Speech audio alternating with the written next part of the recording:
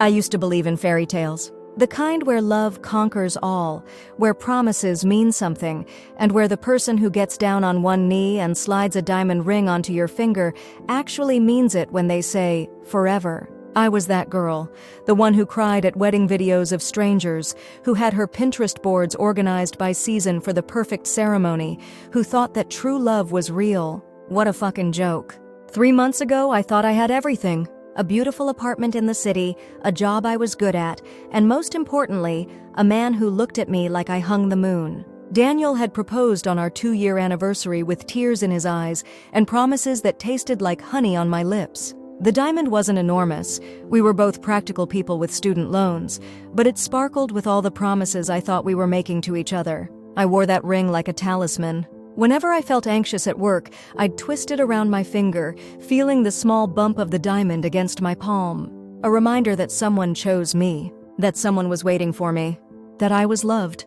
My stomach turns now when I think about how many times I twisted that ring while he was sending messages to other women. It was a Tuesday when my world collapsed. Nothing special about Tuesdays. They're not dramatic like Mondays or hopeful like Fridays, just an ordinary Tuesday in April when the weather couldn't decide if it wanted to be winter or spring. I remember because I was wearing my blue cardigan, the one Daniel always said brought out my eyes, but I'd also thrown on boots because the forecast called for rain. Daniel had been acting strange for weeks. Small things, really. The kind you don't notice until you line them up in hindsight and realize they were signposts pointing to a truth you weren't ready to see. His phone would constantly be face down. He'd take calls in another room. He'd been working late. More often, classic signs, right? But when you're in love, you don't want to see the red flags. You paint them white and call them decorations. That Tuesday, I'd come home early. A client had canceled, and my boss had told me to take the afternoon off since I'd been putting in so many extra hours. I'd stopped to buy ingredients for Daniel's favorite pasta dish, thinking I'd surprise him. After all, he'd been so stressed lately. At least that's what he kept telling me. The apartment was empty when I arrived, which I expected. Daniel wouldn't be home for hours. I put away the groceries, changed into comfortable clothes, and decided to clean a bit. Daniel had been in such a rush that morning that he'd left clothes all over the bedroom.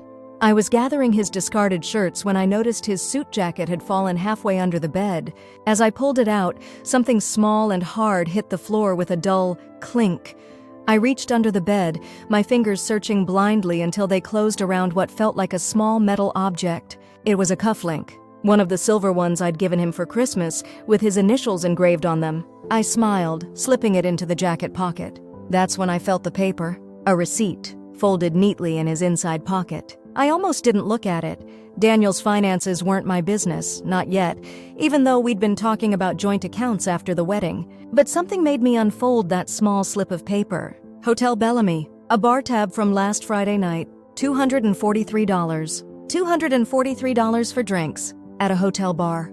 On a night when Daniel had texted me that he was working late and would probably crash at Matt's place since they were preparing for a big client meeting. My fingers felt cold as I stared at that receipt. The date and timestamp stared back at me. 11:42 p.m. 2 vodka tonics, a bottle of champagne, and various appetizers. A meal for 2. I wish I could say I confronted him right away. That I called him and demanded answers. That I had enough self-respect to immediately question why my fiancé was spending nearly $250 at a hotel bar when he was supposedly working late.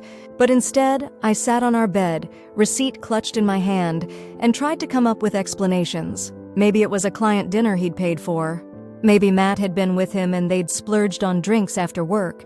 Maybe there was some perfectly reasonable explanation that didn't involve my fiancé buying champagne for another woman. I put the receipt back and tried to forget about it. I made dinner. I waited. I practiced smiling in the mirror so he wouldn't know something was wrong. I decided I would give him the chance to tell me the truth. Daniel came home at 7, looking tired but lighting up when he smelled the pasta. "Babe, you cooked?" He kissed me and I let him, searching his face for signs that he was lying to me. But all I saw was the same Daniel I'd always seen. The one I thought I knew. "Had some free time?" I said, forcing brightness into my voice. "How was work?" "Brutal." He rolled his eyes dramatically, loosening his tie. "Johnson is writing all of us about the Westfield account. I'll probably have to work late again tomorrow." The lie slid so easily from his lips that I almost believed it. Almost. That's too bad, I said, dishing up pasta.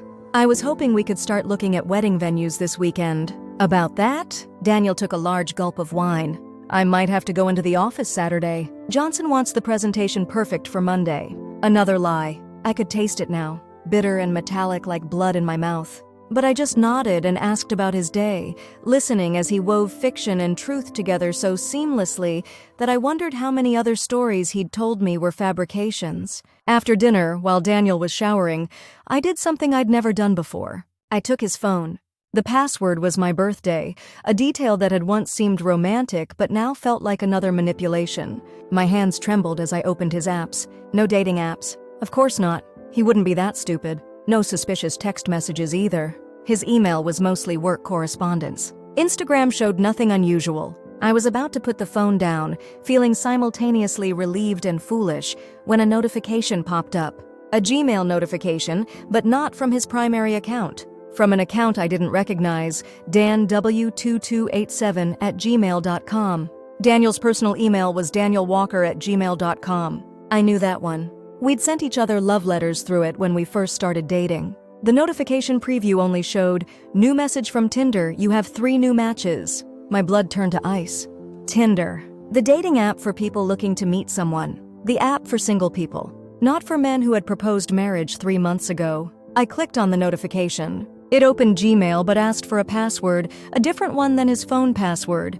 Of course he would protect this more carefully. I put his phone back exactly where I'd found it. Then I went to the bathroom, turned on the shower to mask any sound, and threw up everything I'd eaten that evening. When I came out, Daniel was in bed, scrolling through his phone with a slight smile on his face. He didn't even look up when I entered the room. "What are you looking at?" I asked, my voice surprisingly steady. "Oh, just some work emails," he said, immediately locking his screen. Another lie. I got into bed beside him, turned away, and stared at the wall as he eventually set his phone down and curled against my back, his arm draped over my waist. "Love you," he murmured sleepily. I said nothing, tears silently trailing down my face in the darkness. I didn't sleep that night. How could I, with the weight of his arm feeling like a chain? With the knowledge that the man breathing softly beside me, the man whose ring I wore, was living a double life? By morning, I'd made a decision. I wouldn't confront him. Not yet. I needed to know more. How deep did this betrayal go? Was it one woman or many? How long had it been happening? I needed access to that Tinder account. And to get that, I needed his password. Over the next week, I became someone I didn't recognize. Someone methodical and calculating.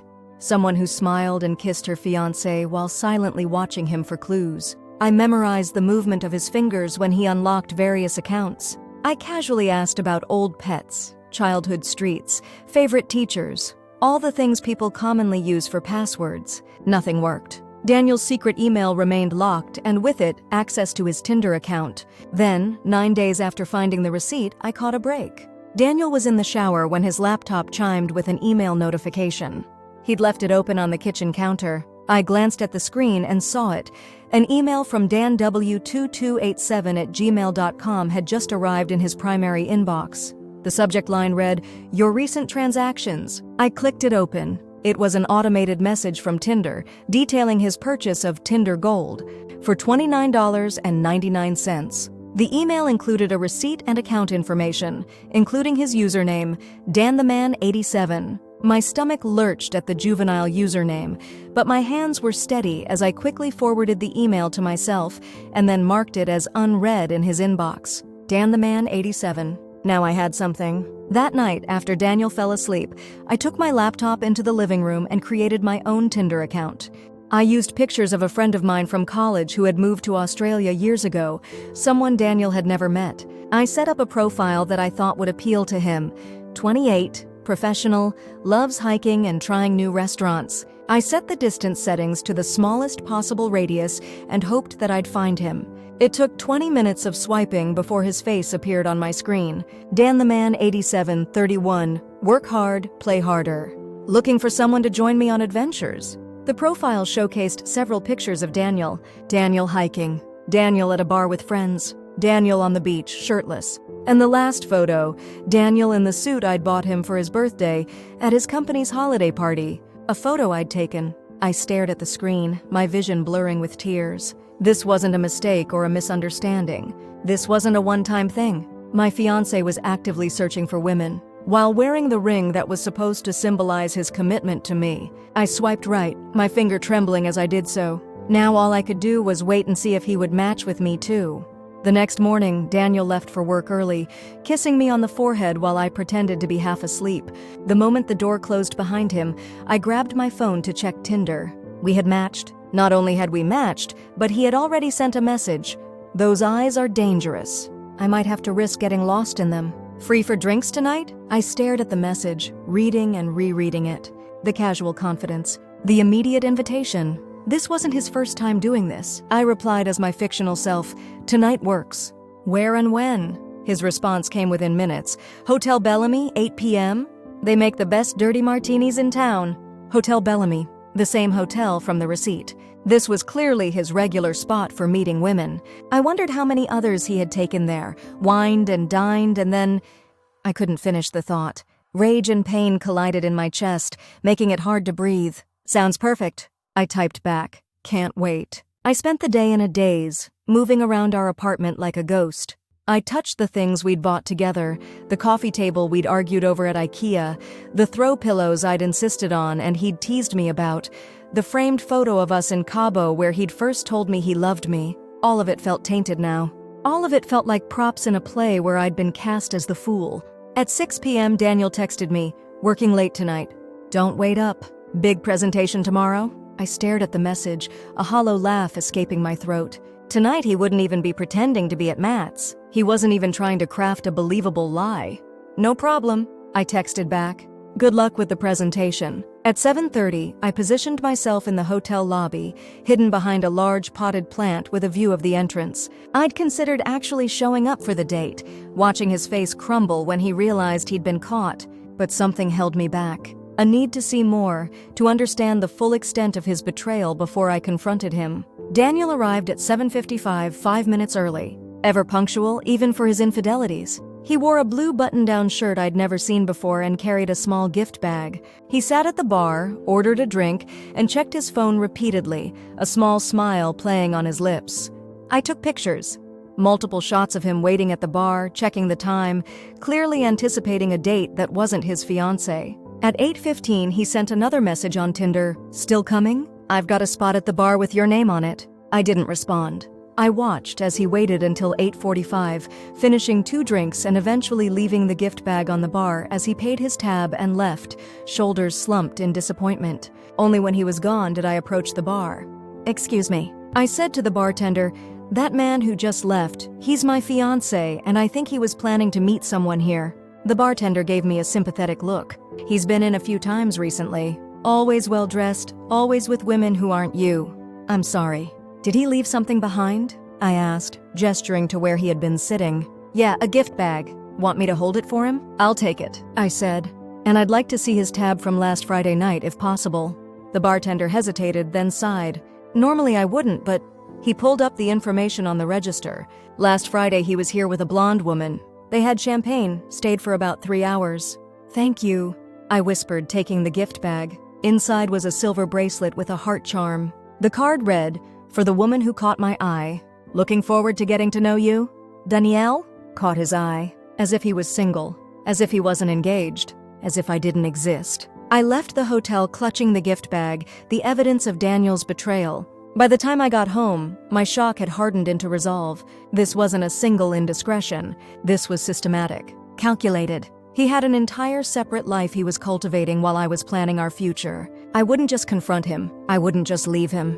Those responses seemed inadequate for the magnitude of his betrayal. No, Daniel deserved something special. Something that would make him feel even a fraction of the pain and humiliation I was feeling. I twisted my engagement ring around my finger, feeling the diamond press into my skin, the symbol of his empty promises. And suddenly I knew exactly what I was going to do. If he wanted to live a double life, I'd show him just how dangerous that could be. I spent the next week gathering information. It wasn't difficult. Daniel had grown careless, confident in his ability to fool me. I found receipts for hotel rooms, not just drinks. Credit card statements showing dinners I never attended. I installed tracking software on his phone while he slept, mapping his movements to hotel rooms and unfamiliar addresses. Each discovery should have hurt, but instead, I felt myself growing colder, more determined. I created spreadsheets, timelines. I identified patterns in his behavior, the days he typically arranged dates, the excuses he used, the women he seemed to prefer based on the Tinder conversations I monitored through my fake profile. I learned that Daniel had been using Tinder almost since the beginning of our relationship, that he had met with at least 11 different women in the past 6 months alone, that the proposal hadn't slowed him down at all. If anything, he'd become more active, as if the security of my yes had emboldened him. Most importantly, I learned that Daniel had a system. He used the same opening lines, took women to the same places, even bought similar gifts. My bracelet wasn't special. It was assembly line romance, a calculated strategy to get women into bed with minimal investment. And while I gathered information, I played the role of devoted fiancé perfectly. I listened to his lies about work. I didn't question his late nights. I even started discussing wedding venues again, watching him squirm as he tried to delay without raising suspicion. Maybe we should wait until the fall to book anything, he suggested one night over dinner. Work is so crazy right now. Of course, I said, smiling sweetly. Whatever you think is best. We have all the time in the world. He visibly relaxed, reaching across the table to squeeze my hand. You're the best, babe. So understanding. I squeezed back, my engagement ring catching the light. I just want you to be happy, Daniel. And I meant it. I wanted him to be so happy, right before I destroyed his entire world. By the third week, I had everything I needed. Daniel had a date planned for Friday night with a woman named Jessica. Based on their Tinder conversation, it was a first date, but he was pulling out all the stops. Dinner reservations at an expensive restaurant, hints about drinks after somewhere more private. It was time to set my plan in motion. On Thursday night, I approached Daniel while he was working on his laptop in bed. Honey, I said, my voice carefully calibrated to sound hesitant. I need to talk to you about something. He looked up, instantly wary. What's up? I twisted my engagement ring nervously, a gesture I'd observed from myself in the weeks before I discovered his betrayal, now weaponized. My mom called today. My grandma isn't doing well. They're not sure how much time she has left. The lie came easily.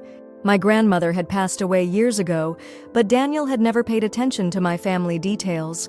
I need to fly out tomorrow to see her. Tomorrow? Daniel frowned. How long will you be gone? Just the weekend. I'll fly back Sunday night. I watched his expression carefully, noting the moment calculation replaced concern in his eyes. Of course you should go, he said, reaching for my hand. Family comes first. I'll drive you to the airport. No need, I said quickly. My flight's really early. I'll just take an Uber. If you're sure. He was already mentally adjusting his plans, I could tell. Probably thinking about how convenient it was that I'd be gone all weekend. How he could see Jessica without having to rush home or make excuses. I'm sure. I kissed him softly. Thank you for understanding. The next morning, I made a show of leaving with a small suitcase.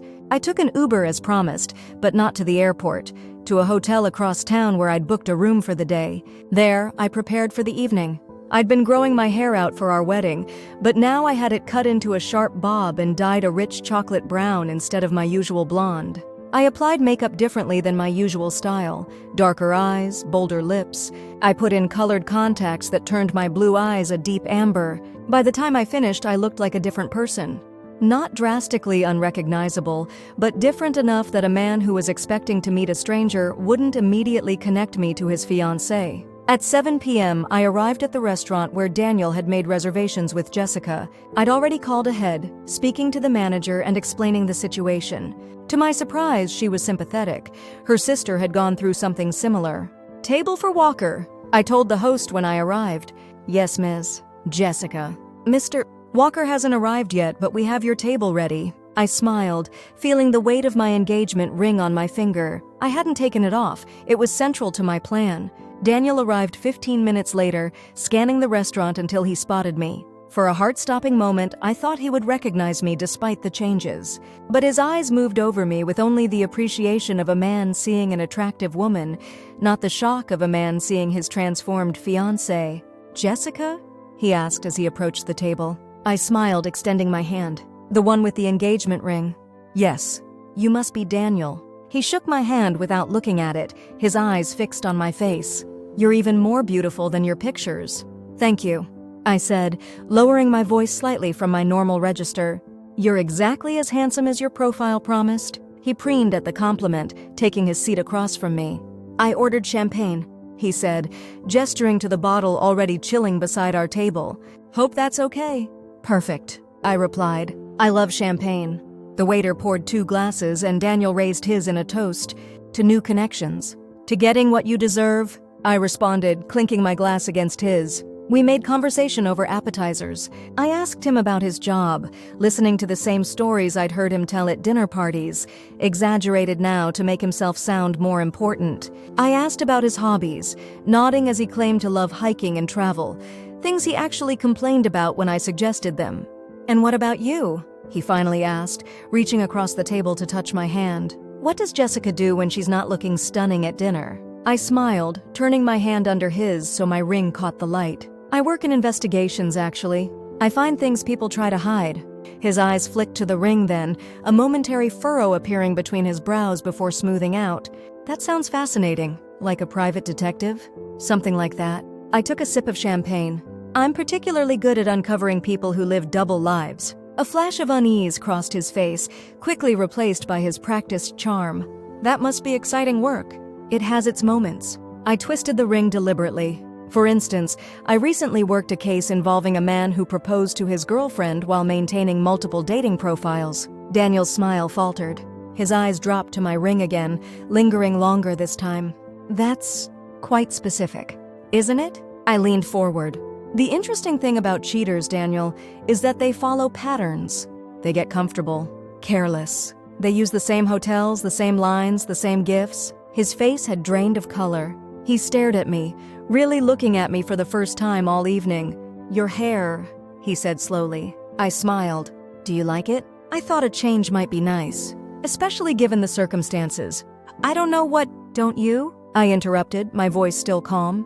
"You don't recognize your own fiancée, Daniel? The woman who's been planning a future with you? The woman you promised to love forever?" The shock on his face was everything I had hoped for. His eyes widened as the pieces finally clicked into place, as he saw past the hair and makeup to the woman he'd been living with.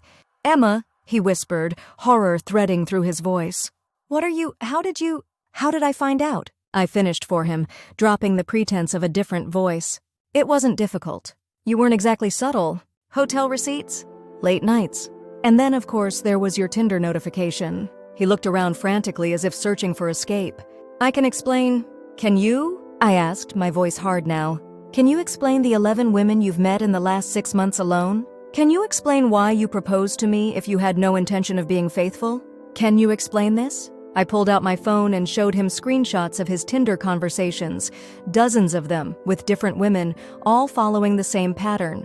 "You've been spying on me?" he demanded, anger flaring to mask his panic. "No, Daniel. I've been investigating you. There's a difference." I took off my engagement ring and placed it on the table between us. "This ring is supposed to be a symbol of commitment, of a future together. But for you, it was just a prop in your performance. A way to seem like the good guy while you lived like a single man."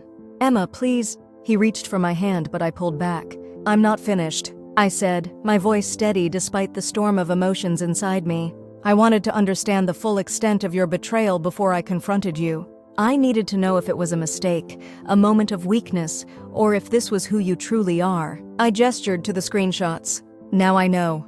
The restaurant had grown quiet around us, other diners sensing the drama unfolding at our table. "Can we talk about this somewhere private?" Daniel pleaded, his eyes darting to the neighboring tables. "Why? Are you uncomfortable, Daniel? Embarrassed to have people witness this?" I picked up my champagne glass. That's exactly how I felt when I discovered that my fiancé was living a double life. Except I had to suffer that humiliation alone. His face darkened with anger. "You set me up. You pretended to be someone else to trap me." I laughed, the sound brittle even to my own ears. "Is that really your defense? That I pretended to be someone else? When you've been pretending to be a faithful partner for our entire relationship?" Daniel stood abruptly. "I'm not doing this here. When you're ready to talk rationally like adults, you know where to find me." As he turned to leave, I raised my voice just enough to carry.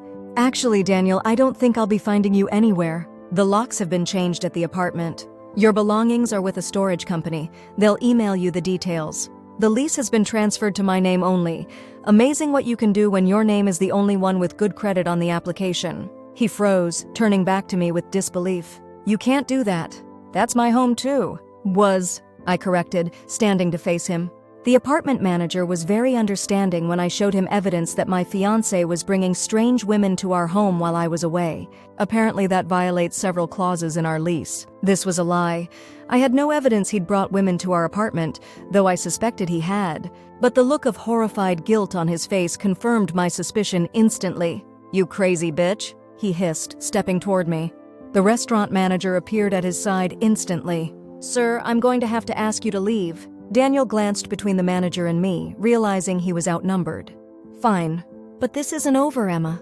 "It is for me?" I said, sitting back down and reaching for my champagne. "Oh, and Daniel? You might want to check your email.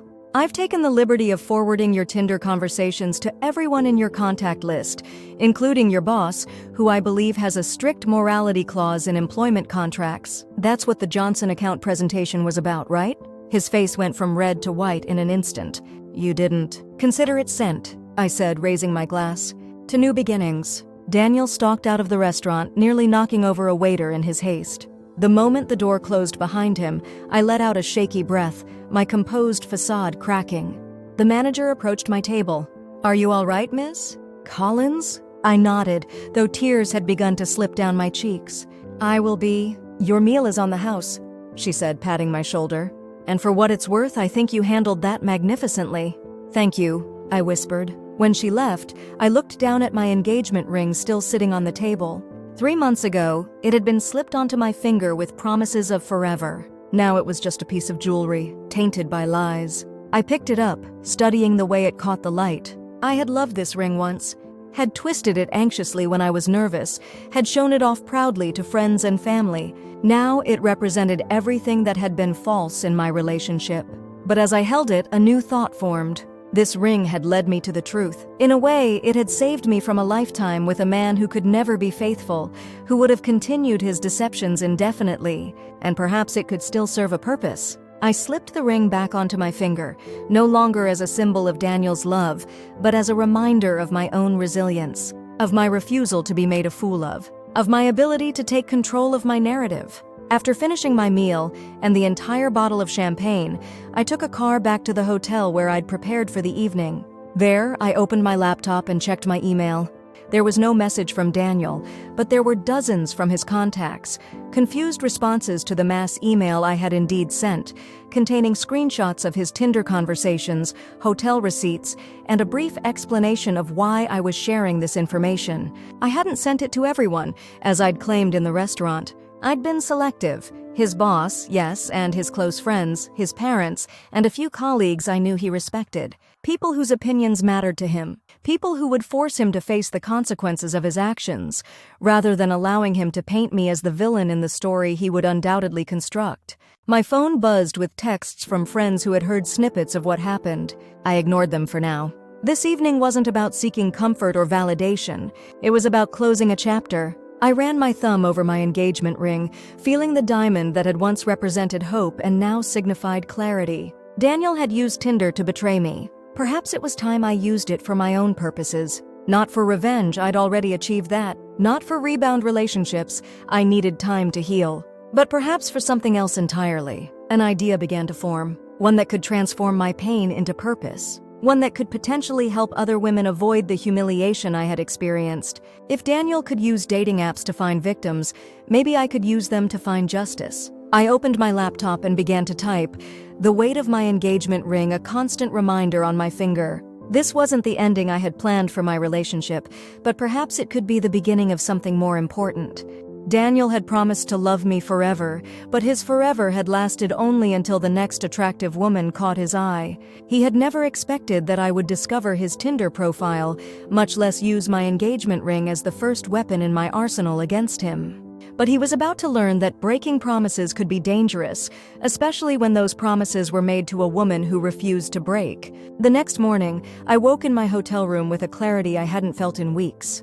The initial shock of confronting Daniel had worn off, leaving behind a surprising sense of calm. I hadn't just survived his betrayal, I'd taken control of it, shaped it into something that served me rather than destroyed me. I checked my phone. 27 missed calls from Daniel, 42 text messages, 3 voicemails. I deleted them all without reading or listening.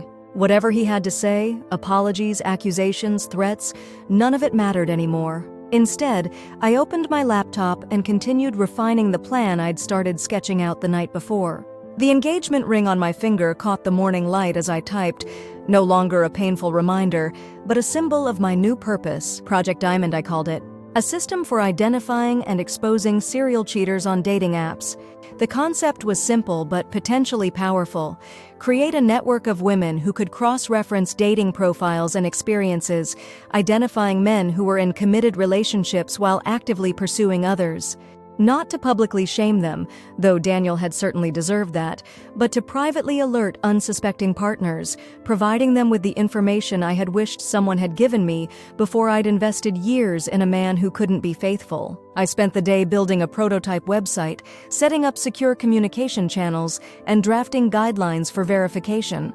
This wouldn't be about revenge or malicious exposure. It needed to be ethical, focused on empowering people with information that directly affected their lives. By evening, the basic infrastructure was in place. I had already identified 3 other men in my city who, like Daniel, maintained active dating profiles despite being engaged or married. I hadn't reached out to their partners yet. That process would need to be handled delicately, but I had gathered and verified the information. As I worked, my phone continued to buzz with messages from Daniel. I finally turned it off completely, focusing instead on my project. The future I had planned with him was gone, but in its place, something new was emerging, something that felt like purpose instead of just pain. Around midnight, exhaustion finally caught up with me. I closed my laptop and lay back on the hotel bed, twisting my engagement ring thoughtfully. Tomorrow I would need to find a new place to live. Despite what I'd told Daniel about changing the locks, I had no desire to return to the apartment we'd shared. Too many memories, too many tainted spaces. As I drifted toward sleep, I realized I was still wearing the brown wig and colored contacts from my confrontation with Daniel. I'd been so focused on my project that I hadn't bothered to return to my natural appearance. Looking in the mirror now, I barely recognized myself, and that seemed appropriate somehow. The woman who had trusted Daniel, who had believed in his promises, who had planned a life with him, she was gone too. In her place was someone stronger, someone wiser, someone unwilling to accept anything less than she deserved. I removed the wig and contacts, washed away the heavy makeup, and faced my reflection. My own eyes stared back at me, clear and determined. My shorter hair, cut for the disguise but now just my new reality, framed a face that looked both familiar and changed. "Hello," I whispered to my reflection. "Nice to finally meet you." The next morning, I checked out of the hotel and moved into a small Airbnb I'd booked for the next 2 weeks while I looked for a permanent place. I stopped by the apartment while I knew Daniel would be at work, quickly gathering essential items and my important documents. The apartment manager watched sympathetically as I loaded my car. "Do you need help changing the locks for real?" she asked quietly. I considered it, then shook my head. "No, I'm not coming back. He can have the apartment." "Are you sure? He's been trying to get in all night." I told him the policy required your permission. I smiled at her kindness. "Thank you for that. But it's better if I make a clean break. I'll email you a formal notice." She nodded. "For what it's worth, I think you're handling this with remarkable grace." Grace wasn't how I would have described the cold calculation with which I'd exposed Daniel's double life, but I appreciated the sentiment nonetheless. At the Airbnb, I set up my workspace and dove back into Project Diamond. I created a secure database structure, designed verification protocols, and drafted templates for the delicate process of informing partners about potential infidelity. Around noon, my phone rang with a number I didn't recognize. Normally, I wouldn't answer unknown calls, but something told me to make an exception. "Hello? Is this Emma Collins?" A woman's voice, unfamiliar but somehow charged with emotion.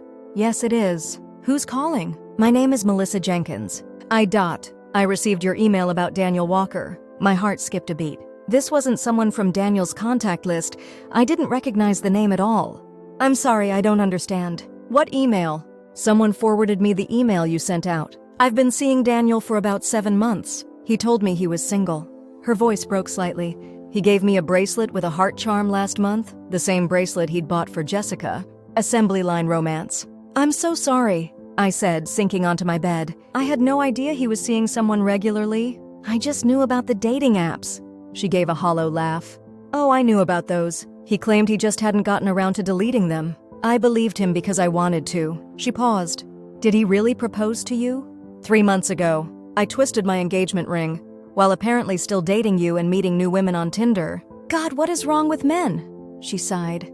Listen, I wanted to thank you for having the courage to expose him. I would never have known otherwise. I was falling in love with him. You don't hate me for sending that email? Hate you? I wish someone had done this months ago before I invested so much in him. She hesitated. Actually, that's partly why I'm calling.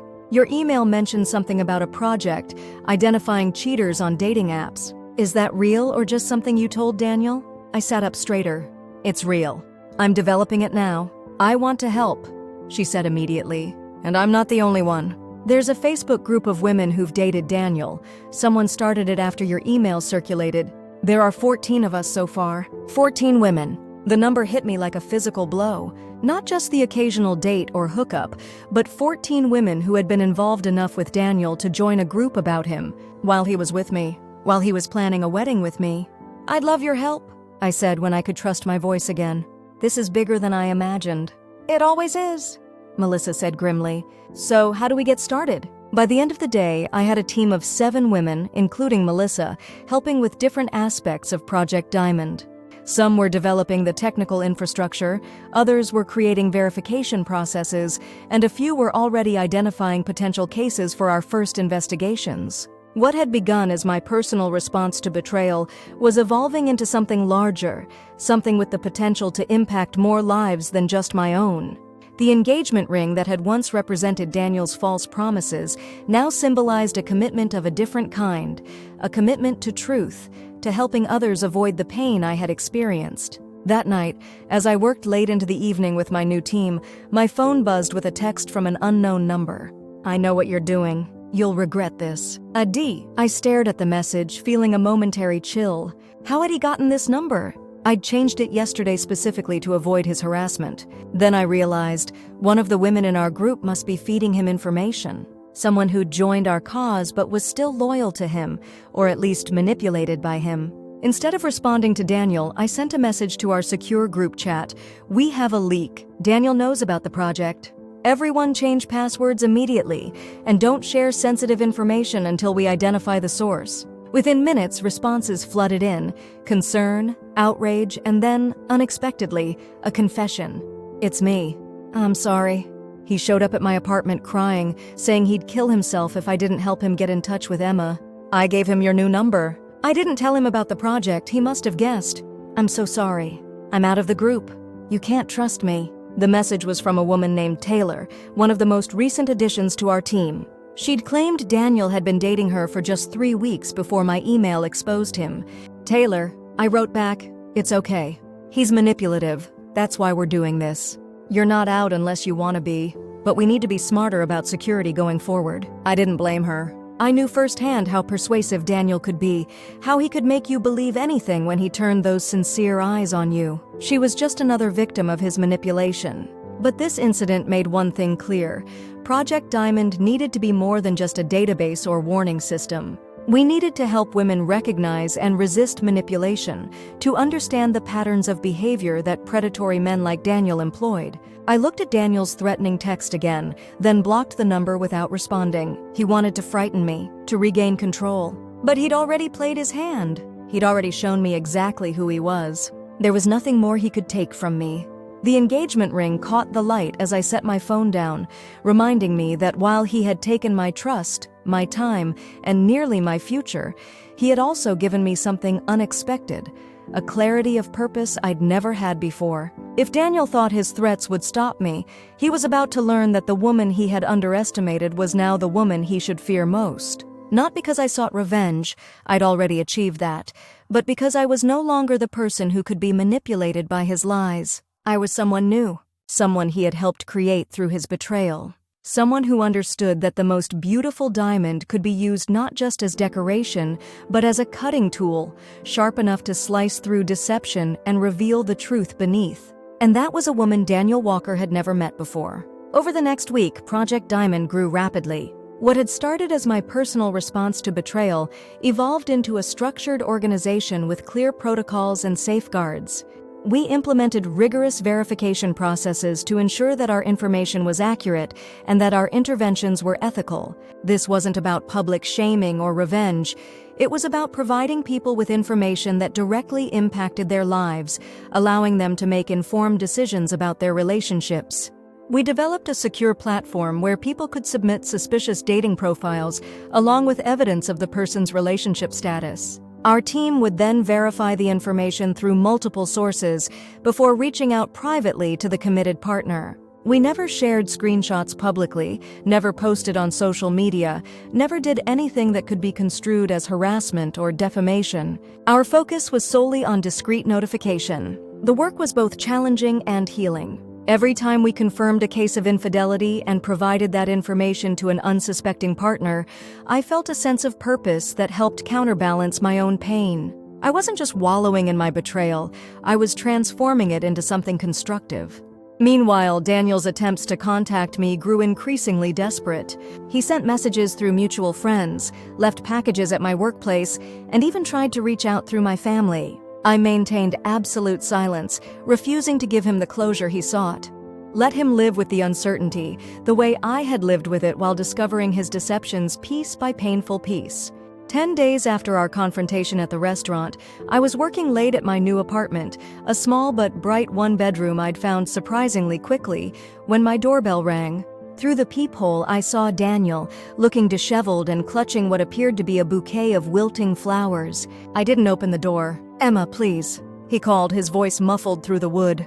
"I know you're in there. We need to talk." I remained silent, my heart pounding. This was the first time he'd managed to find my new address, which I'd kept carefully guarded. "I'm sorry, okay? I made a terrible mistake. Multiple mistakes." His voice cracked. "But what you're doing, this project of yours, it's going to ruin lives. Not just mine. Think about what you're doing." I moved closer to the door, not to open it, but to make sure he heard me clearly. "I am thinking about what I'm doing, Daniel. Every day. I'm thinking about how many people are in relationships built on lies. How many people are making life decisions based on false information. All we're doing is providing truth. By humiliating men who what?" I interrupted, anger flaring. "Who choose to maintain dating profiles while in committed relationships? Who actively deceive their partners? If the truth is humiliating, perhaps the behavior is the problem, not the exposure of it." "You don't understand," he insisted. "Sometimes people are just confused or going through something." "I understand perfectly," I said, my voice steady. "I understand that you're not sorry for what you did. You're sorry you got caught. And now you're worried because for the first time your actions have real consequences." He was quiet for a moment. Then, in a voice that chilled me despite the door between us, "You think you're so righteous. But what happens when someone decides to expose your secrets, Emma? Everyone has something to hide. Is that a threat?" I asked. "It's a reality check. You're playing with fire." I laughed, the sound surprising even me. "No, Daniel. I'm not playing at all. And I don't have secrets like yours. I never promised someone forever while actively seeking its opposite."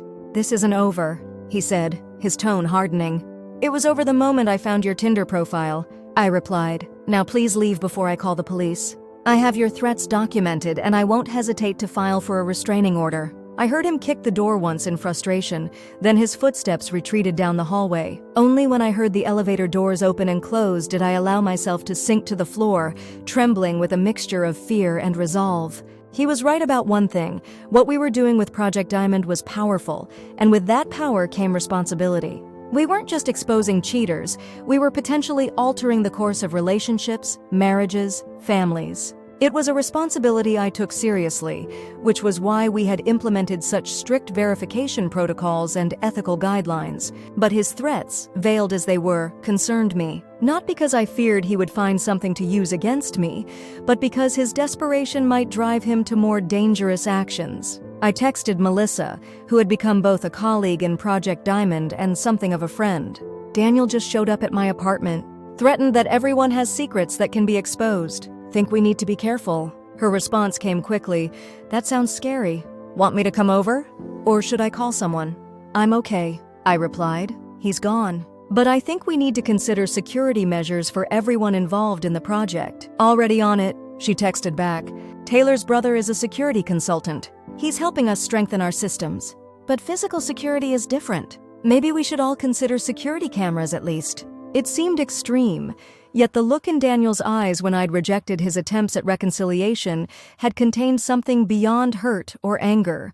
There had been a calculation there, a cold determination that mirrored what I'd felt while planning my confrontation with him. Good idea, I responded.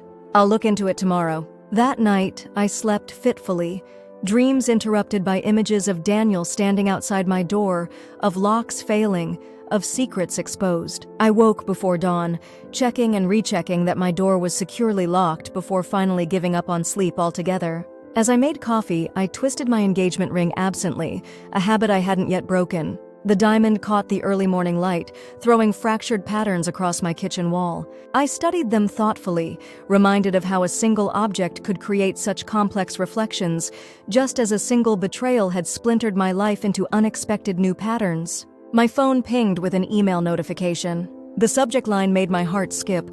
Project Diamond, security breach alert. It was from our security system, an automated message indicating that someone had attempted to access our database using an unauthorized method. The attempt had been blocked, but the report showed it had come from an IP address associated with Daniel's workplace. He wasn't just making empty threats. He was actively trying to undermine our work. I forwarded the alert to our core team with a brief message.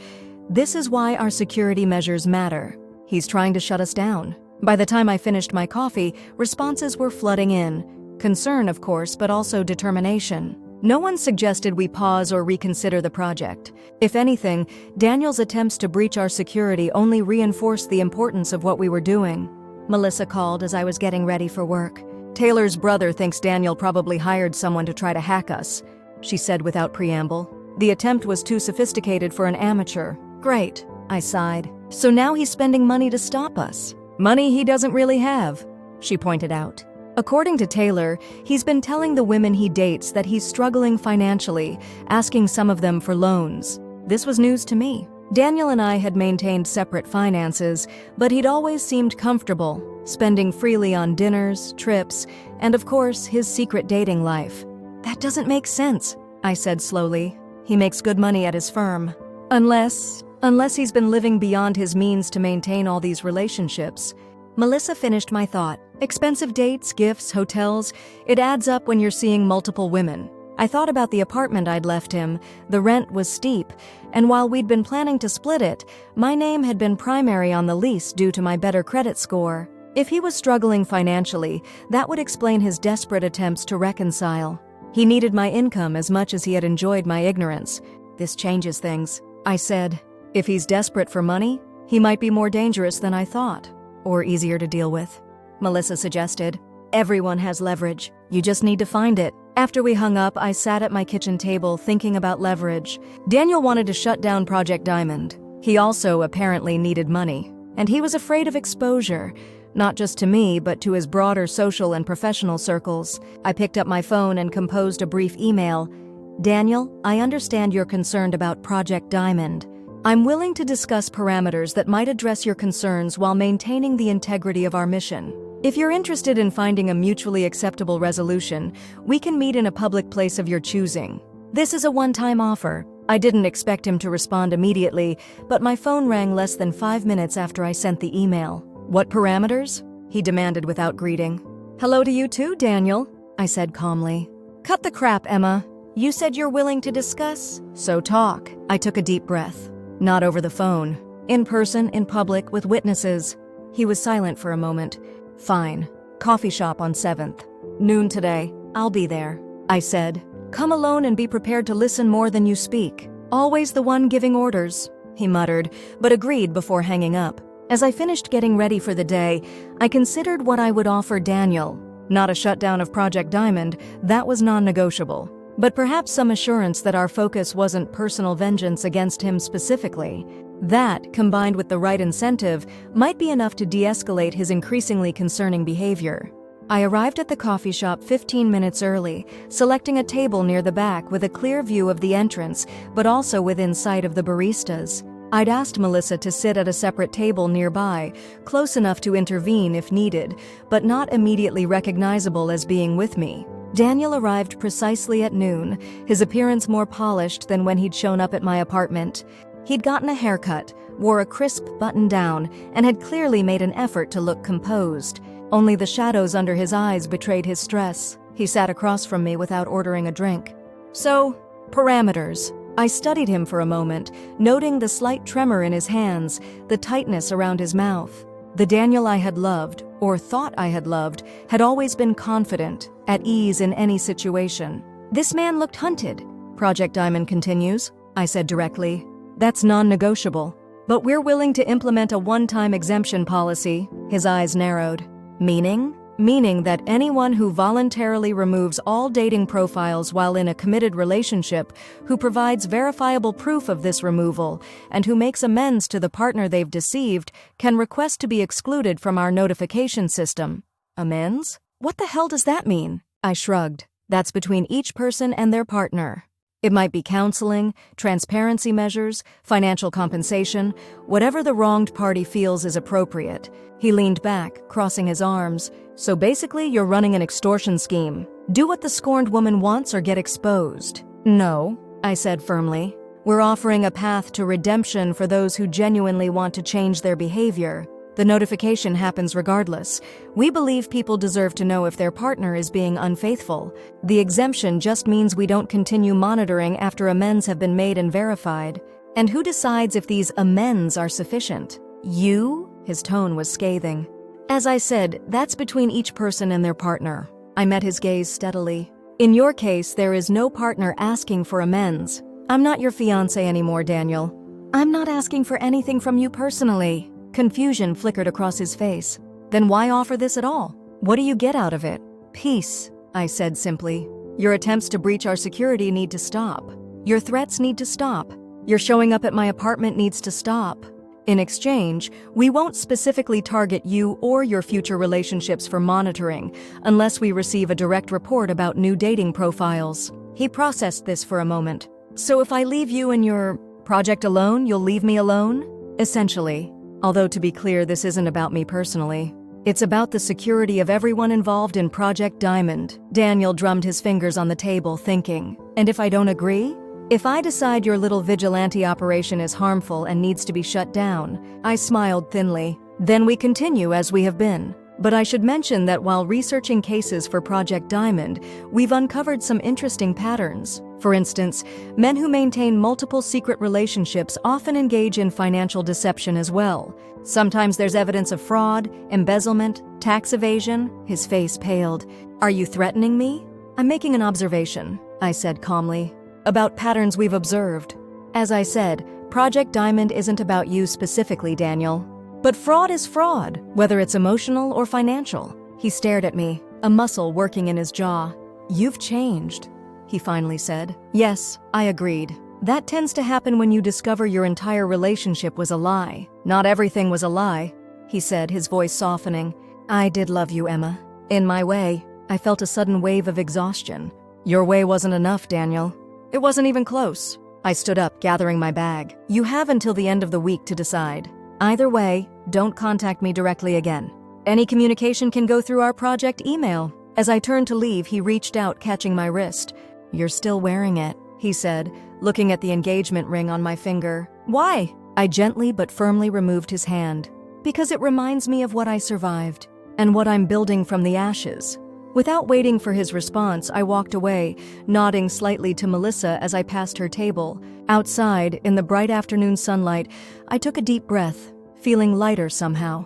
Seeing Daniel, really seeing him, without the filter of love or even fresh anger, had been clarifying. He seemed smaller somehow, less significant. My phone buzzed with a text from Melissa. You okay? He looked shook. I'm fine, I replied. Better than fine, actually. I think he'll take the deal. Good, she texted back. Because we just got 3 new cases this morning. This is bigger than one cheating fiancé. She was right. Project Diamond had already grown beyond my personal vendetta against Daniel. It had become something more important, a resource for people who, like me, had been deceived by those they trusted most. And whether Daniel agreed to our terms or not, that work would continue. I twisted my engagement ring thoughtfully as I walked back to my apartment. Soon, I decided it would be time to take it off, not because I had fully healed or forgotten, but because I no longer needed the reminder. The diamond had served its purpose, leading me from betrayal to purpose. Perhaps I would sell it and donate the money to Project Diamond. Or maybe I'd have it reset into something new, a pendant or earrings that symbolized transformation rather than false promises. Either way, I knew one thing for certain: the woman who had once believed in Daniel's forever was gone. In her place was someone stronger, someone wiser, someone who understood that sometimes the most valuable thing a broken promise can give you is the freedom to build something better from its pieces. And as I walked home in the afternoon sunshine, my engagement ring catching the light with every step, I felt for the first time since discovering Daniel's betrayal that better wasn't just a possibility, it was already becoming my reality. By the end of the week, Daniel had accepted our terms. He sent a terse email agreeing to leave Project Diamond alone in exchange for our promise not to specifically target him. No apology, no acknowledgement of the pain he'd caused, just a businesslike acceptance of what amounted to a ceasefire. I wasn't surprised. Daniel had always been pragmatic when it served his interests. What did surprise me was how little his response affected me. 3 weeks ago, I would have obsessed over every word, searching for hidden meanings or subtle emotional cues. Now, I simply forwarded the email to our security team with a brief note: monitor for compliance. Then I turned my attention to the 3 new cases Melissa had mentioned. Project Diamond was growing faster than any of us had anticipated. What had begun as my personal response to betrayal had evolved into something much larger. Our initial team of 7 had expanded to 15 dedicated volunteers, each bringing unique skills and perspectives. We'd established protocols for verification, outreach, and follow-up support. We'd created secure systems to protect both our team members and the people we contacted. Most importantly, we'd already helped 23 people discover the truth about their unfaithful partners. Not all of them left those relationships. Some chose to confront the infidelity and work toward rebuilding trust. Others needed the information to make informed decisions about next steps, whether that meant leaving, staying, or something in between. We never pushed for a particular outcome. Our mission was truth, not judgment. "Emma, you need to see this," Melissa said, hurrying into our small office space, a converted studio apartment we'd rented as Project Diamond headquarters. She placed her laptop in front of me, open to a local news website. The headline made my heart skip: "Digital Vigilantes Targeting Cheaters, Helpful Resource or Dangerous Invasion of Privacy." The article described Project Diamond in broad strokes. We'd been careful not to create a public-facing website or social media presence, so their information was limited, and raised questions about the ethics of our approach. It quoted relationship experts who expressed concern about our methods, alongside anonymous testimonials from people who credited us with saving them from years of deception. "How did they find out about us?" I asked, scanning the article for clues. "One of our cases went viral," Melissa explained. "Remember Jacob Thorne? His wife posted about us on TikTok after we sent her evidence of his 3 separate dating profiles. I remembered the case well. Jacob had been particularly flagrant in his deceptions, maintaining relationships with multiple women while his wife worked extra shifts to support their family. When confronted with our evidence, he'd first denied everything, then tried to hack into our systems to destroy the data. His wife had been devastated but ultimately grateful for the truth. The post has over 2 million views, Melissa continued. She doesn't mention us by name, but describes anonymous guardian angels who showed her proof of her husband's double life. "Great," I sighed. "Publicity is the last thing we need." "Actually," said Taylor, who had fully redeemed herself after the early security breach by becoming one of our most dedicated team members, "this might not be bad." She joined us at the computer, pointing to the comments section of the article. "Look at how many people are asking how to contact us. There's clearly a need for this service." She was right.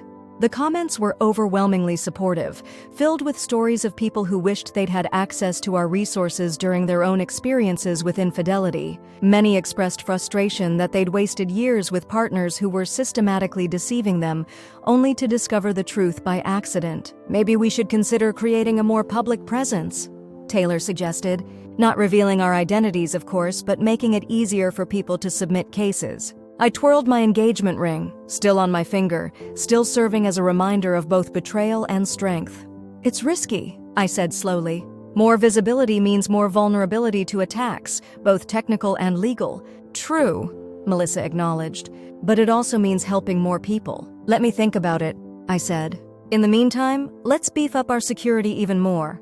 If we're on the radar of local news, it's only a matter of time before we face more serious opposition. That evening, as I walked home from our office, I considered Taylor's suggestion. Greater visibility would indeed make us more vulnerable, but it would also allow us to reach more people who needed our help. The challenge would be finding the right balance, accessible enough to serve our mission while protected enough to continue our work safely. I was so lost in thought that I almost didn't notice the car slowing beside me. When the passenger window rolled down, I instinctively stepped back, my hand moving to the pepper spray in my coat pocket. "Emma Collins?" a woman's voice called. I stopped, but maintained a safe distance. "Who's asking?" The car door opened, and a woman in her 40s stepped out. She was well-dressed, with the confident bearing of someone accustomed to authority. "My name is Rebecca Chen," she said, extending a business card. "I'm a producer with National News Network." I didn't take the card. "What do you want?" 10 minutes of your time," she replied, seemingly unfazed by my caution. "I'm working on a feature about digital safety and privacy in the dating world. Your Project Diamond keeps coming up in my research." My stomach tightened. "I don't know what you're talking about." Rebecca smiled slightly. "Of course you don't. Just like you don't know Daniel Walker, and you aren't wearing the engagement ring he gave you before you discovered his Tinder profile." My hand instinctively covered my ring. "How do you—" "I'm a journalist, Ms. Collins. Finding information is what I do." She gestured to a nearby coffee shop. 10 minutes. "On the record or off, your choice. But I'm running this story either way, and I'd rather get your perspective than rely solely on my other sources." "Other sources? Daniel?" The thought made my blood cold. 5 minutes, I said finally. "Off the record, and I choose what information I share." Rebecca nodded. "That's fair." Inside the coffee shop, after we'd both ordered and found a quiet corner table, Rebecca got straight to the point. "Project Diamond is fascinating," she said. "A network of women using dating apps to identify and expose unfaithful partners. It's like a digital neighborhood watch for relationships. If such a thing existed," I said carefully, "it would be about truth, not vigilantism." "Of course," she agreed. "And this hypothetical project, how would it ensure accuracy? How would it protect innocent people from false accusations?" Despite my wariness, I found myself explaining the rigorous verification protocols we'd established. Multiple sources of evidence, cross-referencing, confirmation requirements. By the time I realized I'd effectively confirmed the project's existence, Rebecca was nodding appreciatively. "That's much more sophisticated than I expected," she said. "Most of these operations are revenge-driven and sloppy. This sounds more like a legitimate service." "It's about giving people information they deserve to have," I said, abandoning the pretense. "Information that affects their health, their future, their ability to make informed choices." Rebecca studied me for a moment. "You're not what I expected either, Emma." "What did you expect?" "Someone bitter. Angry. Out for blood." She shrugged. "Instead, you're methodical, principled. You've turned a personal betrayal into something constructive." I twisted my ring, uncomfortably aware of how accurately she'd read me. "How did you find me?" "Your ex-fiancé is talking to anyone who'll listen," she said bluntly, claiming he's being persecuted by a radical feminist hacker collective led by his mentally unstable ex. I couldn't help but laugh. "That sounds like Daniel. He's not getting much traction," Rebecca assured me. "His story has too many convenient holes. But he did put your name out there, which led me to you." "And now?" I asked. "You run your story with me as the vengeful ex creating chaos in the dating world?" Rebecca leaned forward. "Actually, I'm more interested in doing a feature on how dating apps fail to protect users from predatory behavior, and how grassroots efforts like yours are filling the gap. I'd give you exclusive access to some of your cases, with identifying details removed, and in exchange, I don't name you or your team members in the piece." I blinked, surprised by the offer. Why would you do that? Because I was married to a man like Daniel for 12 years, she said quietly. I found out about his double life when I was diagnosed with an STI during a routine checkup. By then, we had 2 children and a mortgage. I wish something like Project Diamond had existed then. I studied her face, seeing the echo of old pain there. It was a look I'd grown familiar with, both in the mirror and in the faces of the people we helped through Project Diamond. I'll need to discuss this with my team, I said finally. This isn't just my decision. Of course. Rebecca handed me her card, which I accepted this time. Take your time, but not too much. My deadline is next Thursday. When she was gone, I sat for a long time, turning her business card over in my hands. A national news feature would bring unprecedented attention to Project Diamond. It could help countless people, but it could also expose us to new risks, new challenges. Was it worth it? My phone buzzed with a text from Melissa. Everything okay? You're late for our check-in. On my way, I replied. Something's happened.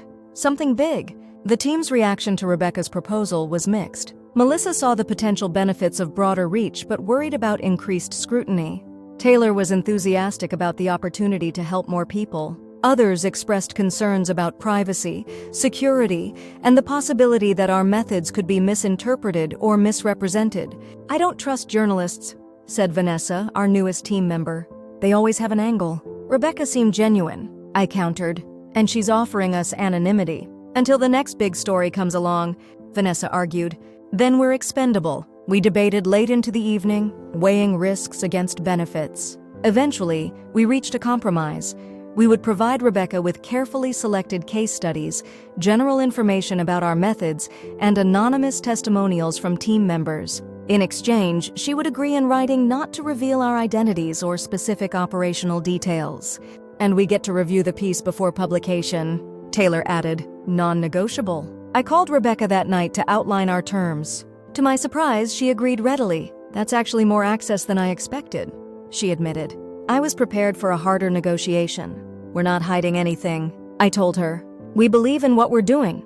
I can see that, she said. Let's meet tomorrow to go over the details. As I hung up, I felt a strange mixture of excitement and trepidation. Project Diamond was about to step onto a much larger stage. Whether that would strengthen or endanger our mission remained to be seen. That night I dreamed of Daniel.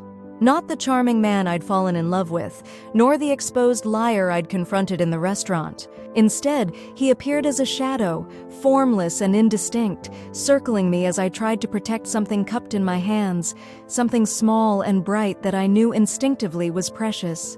I woke before dawn, the dream still vivid. My engagement ring caught the first hint of morning light as I reached for my phone. Out of habit, I checked our secure messaging system before anything else. There was an urgent alert from our security team. Multiple breach attempts overnight. New pattern. Professional level attack. Systems held, but they'll be back. Someone was trying very hard to get into our database. Someone with resources and technical skills beyond what we'd faced before. My first thought was Daniel, but this seemed beyond his capabilities or budget. This was something or someone else. I dressed quickly and headed to our office, texting Melissa and Taylor to meet me there. By the time they arrived, I'd already pulled up the security logs and was scanning them for patterns. This is sophisticated, Melissa observed, looking over my shoulder. Targeted and persistent. Almost like someone who knows what they're looking for, Taylor added. The timing is suspicious, I said. One day after we agree to talk to a national journalist, and suddenly we're facing the most serious attack yet? You think Rebecca set us up? Melissa looked skeptical.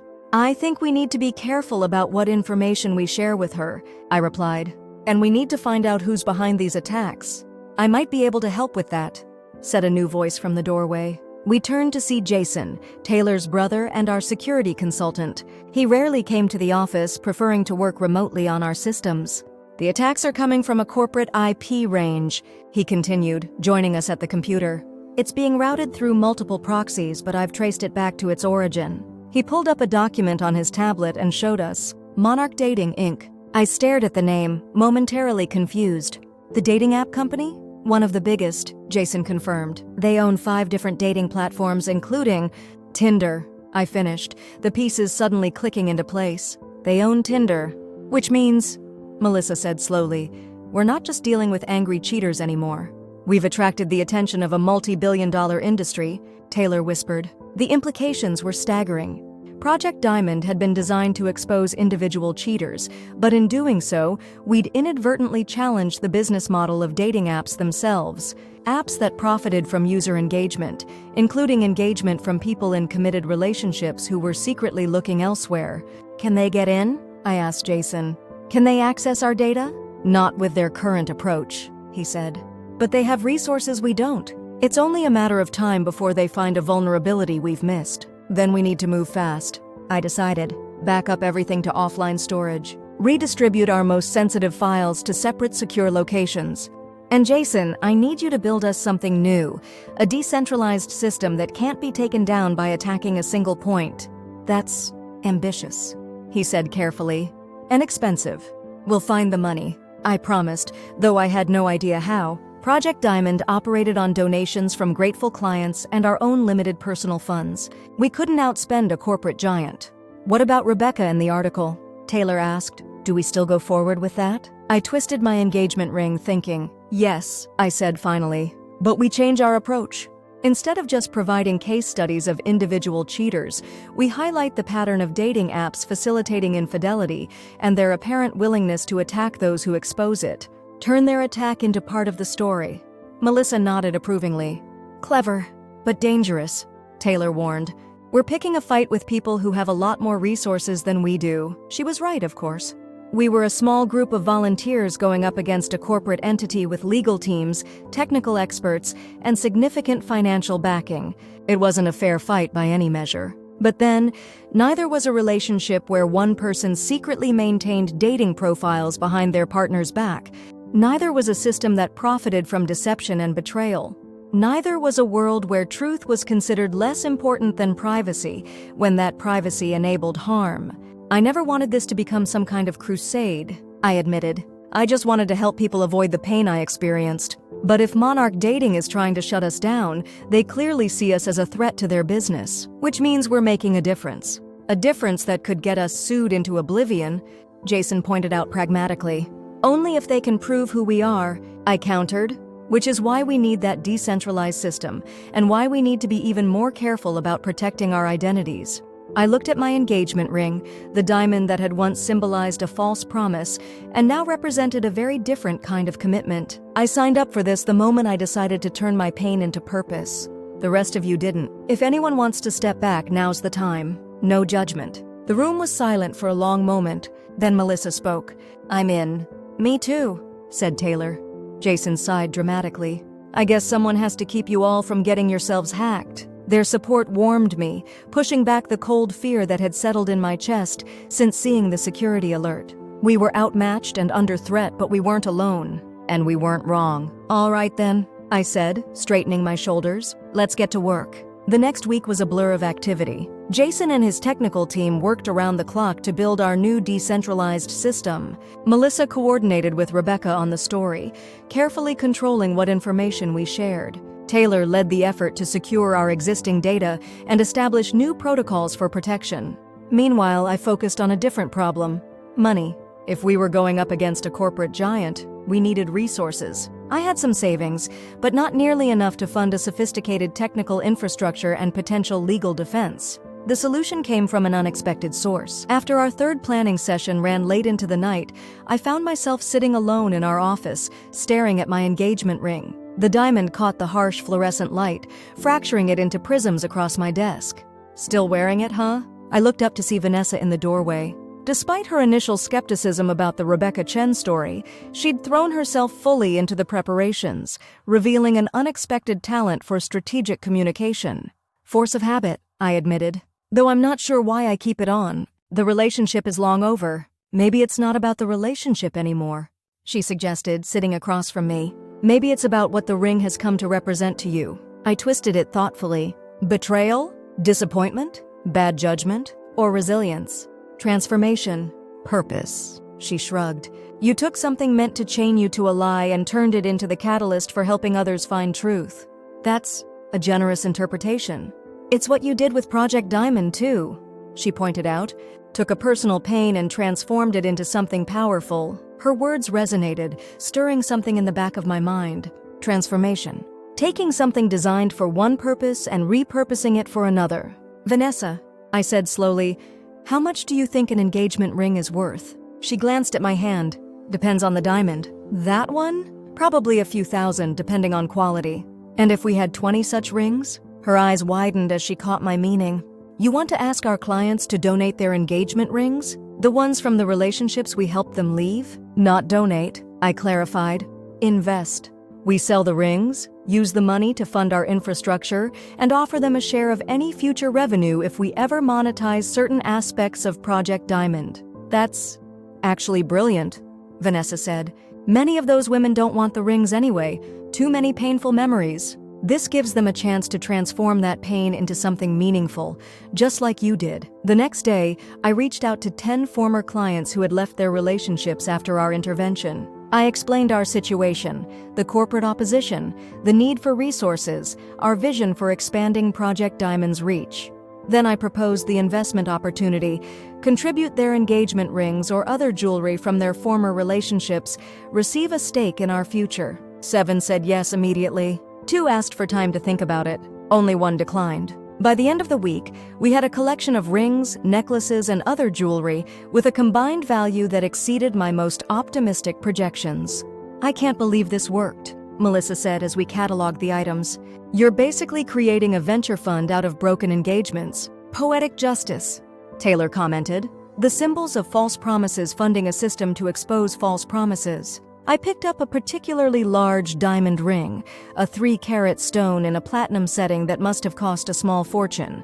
Each of these represents someone's pain, I said quietly, but also their freedom, their choice to move forward. Just like yours, Melissa said, nodding toward my own ring, still on my finger. I looked down at it, suddenly certain. No, I said. Mine has a different purpose now. The morning of Rebecca Chen's deadline arrived with a mixture of anticipation and dread. We'd provided her with carefully selected information, case studies, methodology explanations, and evidence of Monarch Dating's attacks on our systems. We'd reviewed her draft article, which was powerful and fair, highlighting both the need for our service and the questions it raised about privacy and accountability. Now we waited to see what impact it would have once published. I arrived at our office early, unable to sleep past dawn. To my surprise, Jason was already there, his tired eyes suggesting he hadn't slept at all.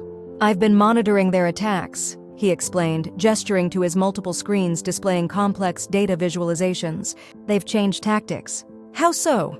They're not trying to breach our database anymore, he said. Now they're trying to identify us, tracing communication patterns, analyzing writing styles from our outreach messages, cross-referencing with social media profiles. A chill ran through me. Have they made progress? Some, he admitted. They've narrowed their focus to our city, and they have some demographic information. Nothing specific enough to identify individuals yet, but they're getting closer. How much time do we have? He rubbed his eyes.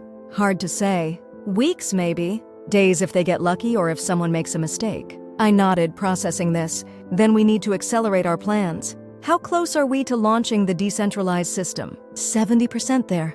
But Emma, even with that system, they could still identify the people behind it. Technology can only protect us so much. I know, I said, thinking quickly. That's why we need to change the narrative. Make this about them, not us. Rebecca's article went live at noon.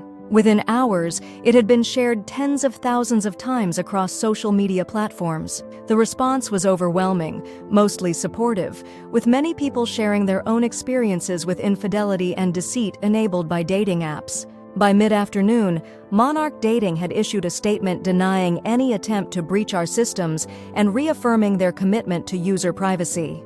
The statement rang hollow, especially alongside the evidence Rebecca had included in her article: screenshots of attack logs, technical analyses from independent security experts, patterns of suspicious activity originating from Monarch's IP ranges.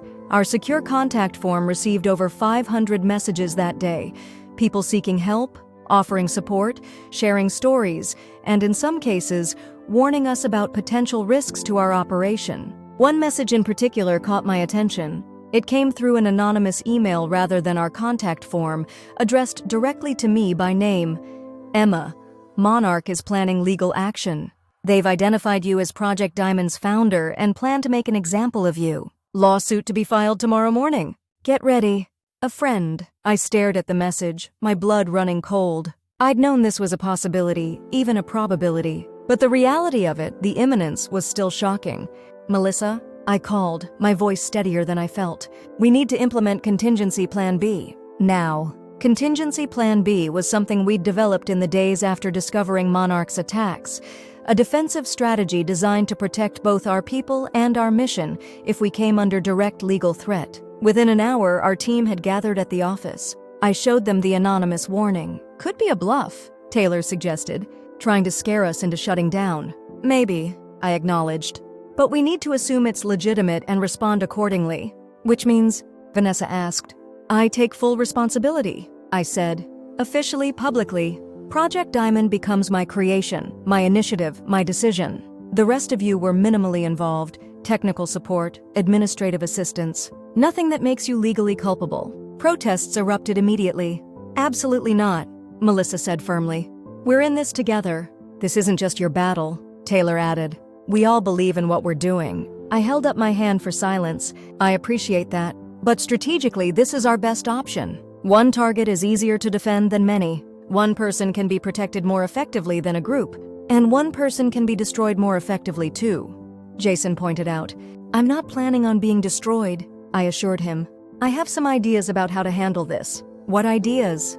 Melissa asked skeptically. I twisted my engagement ring, feeling the weight of it, both physical and symbolic. I think it's time I had a conversation with Daniel. Finding Daniel wasn't difficult. Despite our estrangement, I still knew his habits, his preferences, his routines. On Wednesday evenings, he played racquetball at his gym, followed by drinks at the bar across the street. It was a pattern so consistent you could set your watch by it. I waited for him at the bar, seated at a small table near the back where I could see the entrance. When he walked in at 8:15, right on schedule, I watched him for a moment before he noticed me. He looked thinner than when we were together, his face more lined. The confident swagger I'd once found attractive now seemed forced, mechanical. He saw me while ordering his usual whiskey sour. His body tensed visibly before he composed himself and approached my table. Should I be recording this conversation? He asked by way of greeting. For my legal protection? If it makes you feel better, I replied. Though I'm not here to threaten you, Daniel. No? He sat across from me, his drink clutched a little too tightly. Because that article today felt pretty threatening. Your little project is all over the internet, and somehow my name keeps coming up in the comments. That wasn't my doing, I said truthfully. But that's not why I'm here. Then why? His eyes flicked to my hand. Still wearing the ring, I see.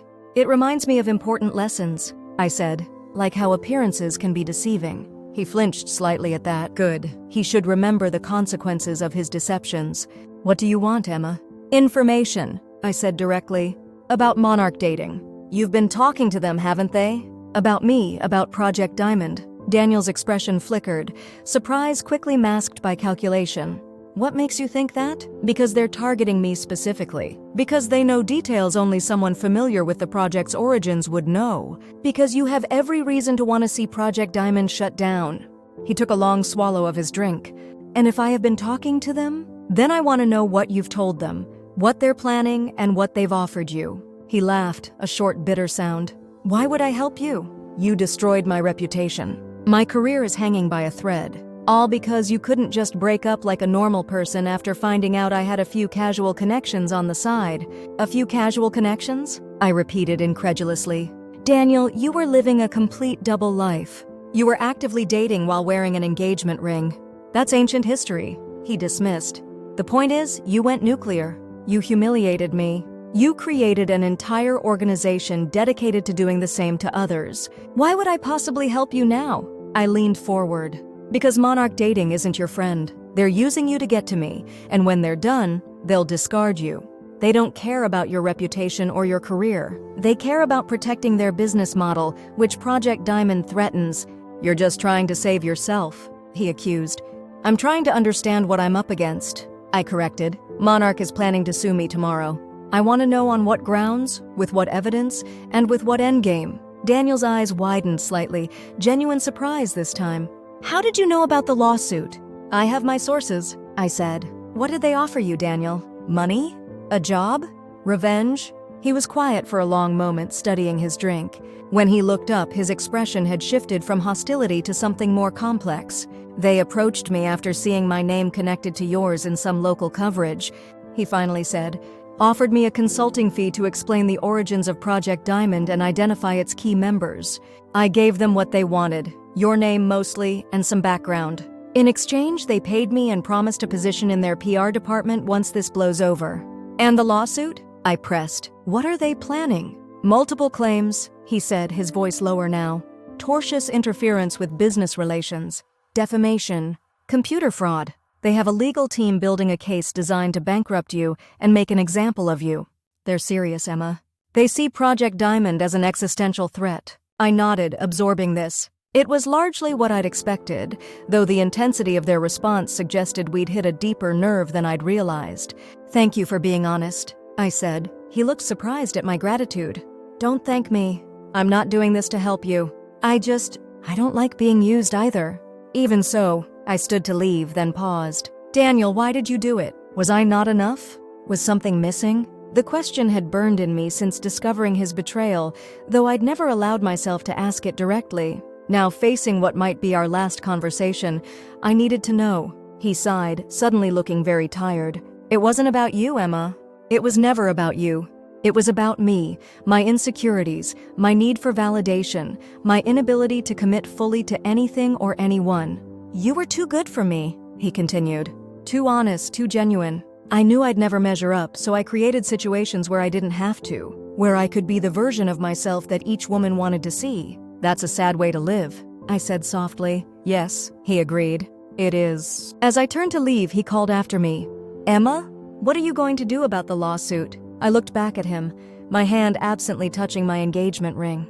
"Something they won't expect." I spent that night finalizing preparations with my team. By morning, we were ready as we could be facing a corporate giant with virtually unlimited resources.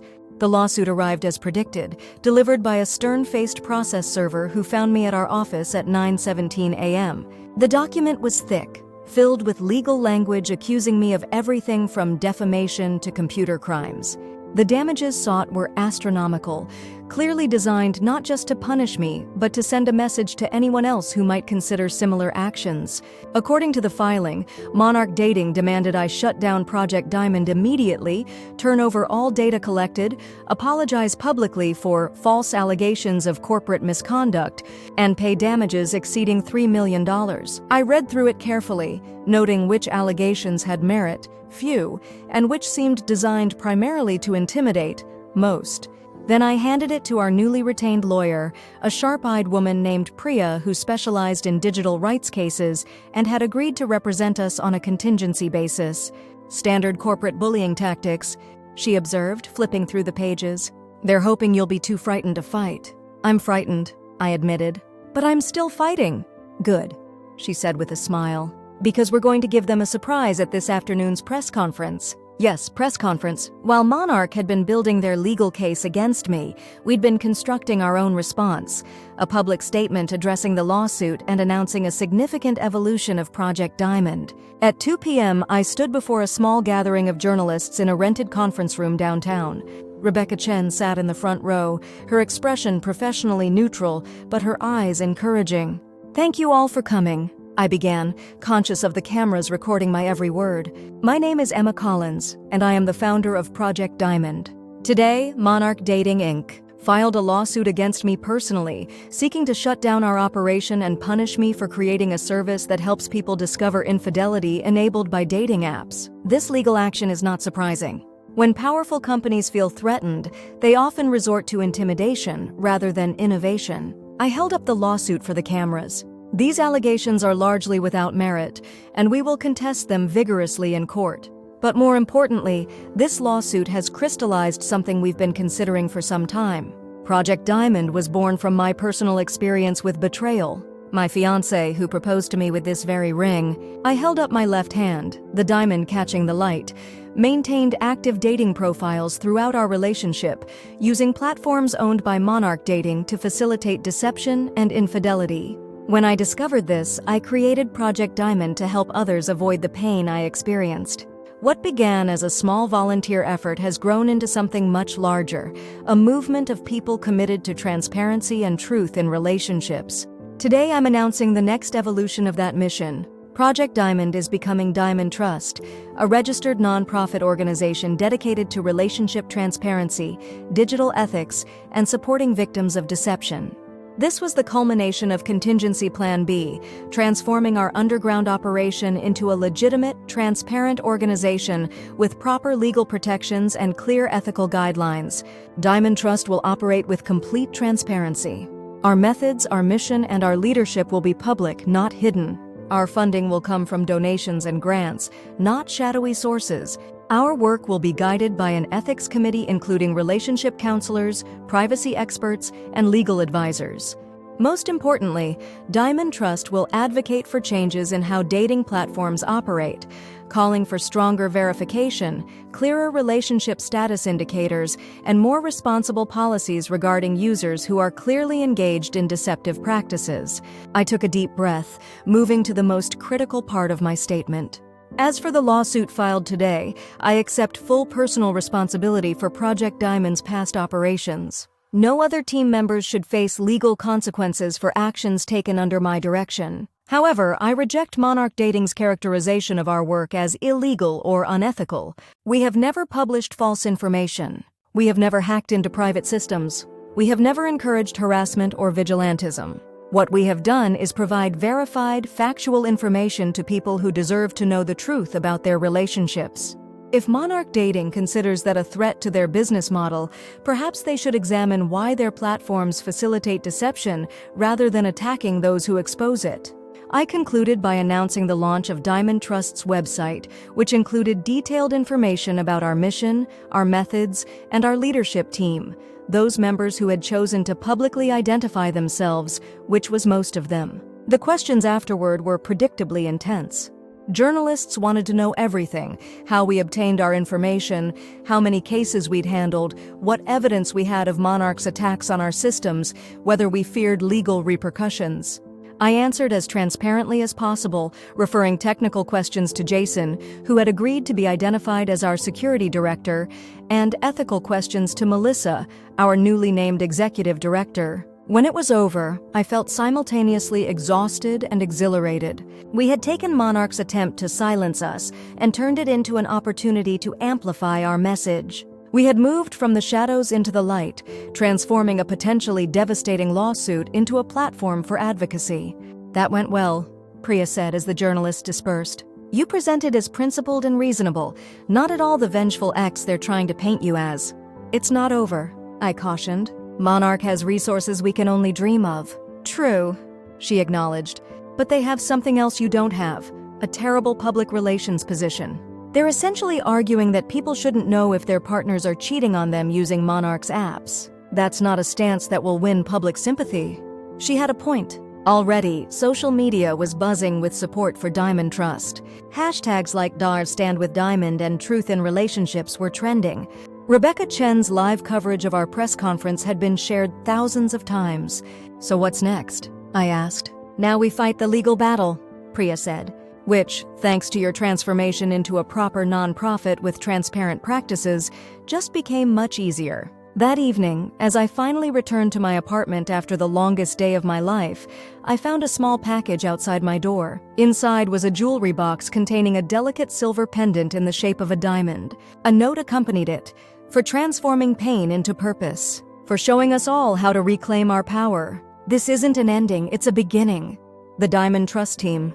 I hung the pendant around my neck, touched by the gesture. Then, finally, I did what I'd been contemplating for weeks. I removed my engagement ring, the ring that had led me from betrayal to purpose, from victim to advocate. I placed it in a small box, alongside a handwritten note, to be auctioned to support Diamond Trust's legal defense fund. May this symbol of false promises help protect those seeking truth. Without the ring, my hand felt lighter, freer. For so long, I had kept it as a reminder of betrayal, of deception, of pain transformed into purpose. But I didn't need that reminder anymore. The lessons were embedded in me now, in the organization I'd built, in the community we'd created. Daniel had promised to love me forever, then maintained dating profiles behind my back. In discovering his betrayal, I'd found something unexpected.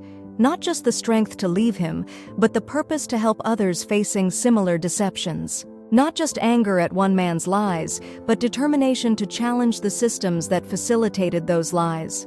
The engagement ring that had once symbolized a false future now represented something true: the power of transformation, the possibility of turning pain into purpose, the strength that comes from facing deception with clarity and courage. As I closed the box containing the ring, I felt a sense of completion. Daniel's betrayal had broken something in me, yes, but in that breaking, something stronger had emerged. Something clearer. Something diamond hard and just as brilliant. Monarch Dating might still win their lawsuit. Diamond Trust might face challenges we couldn't yet imagine.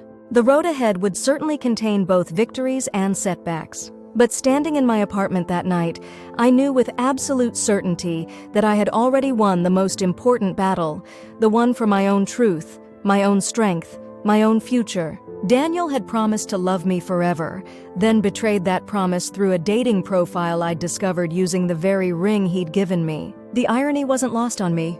Neither was the symmetry of using that same ring to fund an organization dedicated to exposing similar betrayals. Sometimes the most valuable thing a broken promise can give you is the freedom to make a better promise to yourself. A promise to demand truth. A promise to stand for transparency. A promise to transform pain into purpose. A promise that, unlike Daniel's, I intended to keep forever.